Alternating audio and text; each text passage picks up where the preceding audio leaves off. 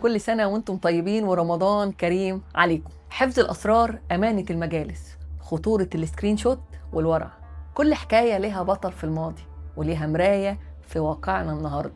احنا مش جايين نحكي تاريخ، احنا جايين نشوف نفسنا فيهم.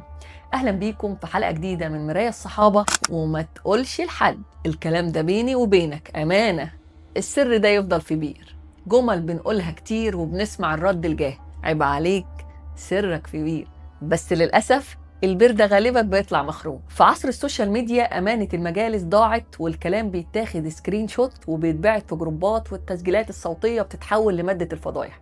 تخيلوا إن في صحابي واحد بس النبي صلى الله عليه وسلم ائتمنه على أخطر سر في الدولة الإسلامية. سر لو طلع ممكن يهد المجتمع كله ويعمل فتنة وحرب أهلية. سر أسماء المنافقين.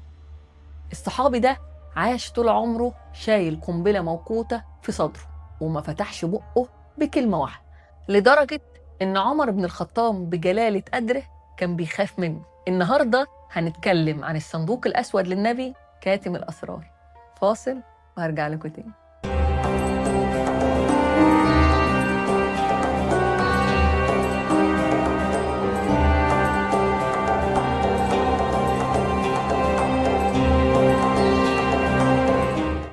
ومعانا كاتم الأسرار حذيفة ابن اليمان. كان يعرف الوجوه الحقيقية ورا الأقنعة، كان بيمشي وسط الناس وهو عارف مين المؤمن ومين المنافق، بس كان صامت كالقبر. يا ترى ازاي قدر يتحمل تقل الأمانة دي؟ حذيفة بن اليمان كان شخصية استثنائية، كان دايما بيقول فيما معناه: كانوا الناس يسألون رسول الله عن الخير وكنت أسأله عن الشر مخافة أن يدركني. كان متخصص في معرفة الفتن والمشاكل علشان يتجنبها. من بين كل الصحابة النبي صلى الله عليه وسلم اختاره هو بالذات وملاه أسماء المنافقين واحد واحد.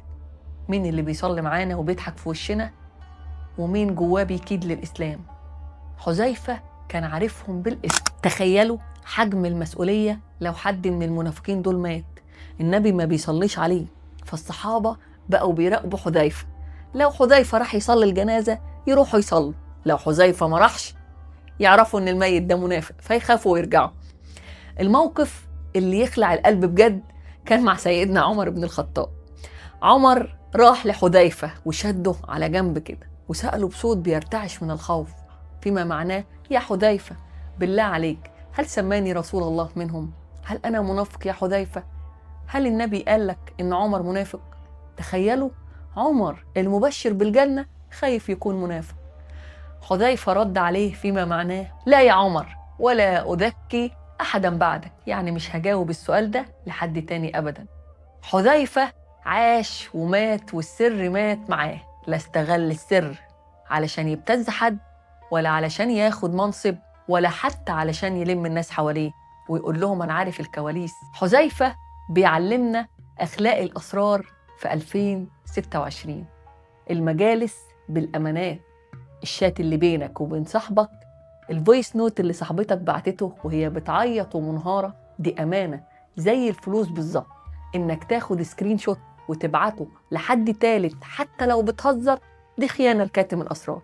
ما تكونش وكالة أنباء، مش لازم تكون الشخص اللي عارف كل حاجة وبيجري ينشر الأخبار. حذيفة كان عارف أخطر أسرار الدولة وكان صامت. قوتك في كتمانك مش في نشرك. الخوف من النفاق، سيدنا عمر خاف على نفسه، احنا كمان لازم نخاف. لما تلاقي نفسك بوشين او بتنقل الكلام، راجع نفسك. خليك الشخص اللي الناس بتجري عليه تحكي له كوارثها وهي مطمئنة ان الكلام هيموت عندك. الصفة دي بقت عملة نادرة جدا. الأمانة مش بس فلوس، الكلمة أمانة والسر أمانة. ويا بخت اللي الناس بتعتبره حذيفة بتاعهم. سؤالي ليكم النهاردة بصراحة، هل أنت بئر أسرار فعلاً ولا لسانك بيغلبك ساعات؟ وهل في حياتك شخص بتثق فيه ثقة عمياء تحكي له أي حاجة من غير ما تخاف؟ لو موجود اعمل له منشن واشكره. وخلصت حكايتنا النهاردة، بس الأثر لسه هيبدأ معاكم. واستنوني بكرة مع بطل جديد ومعنى جديد، لأن ببساطة حكايتهم هي حكايتنا. ورمضان كريم.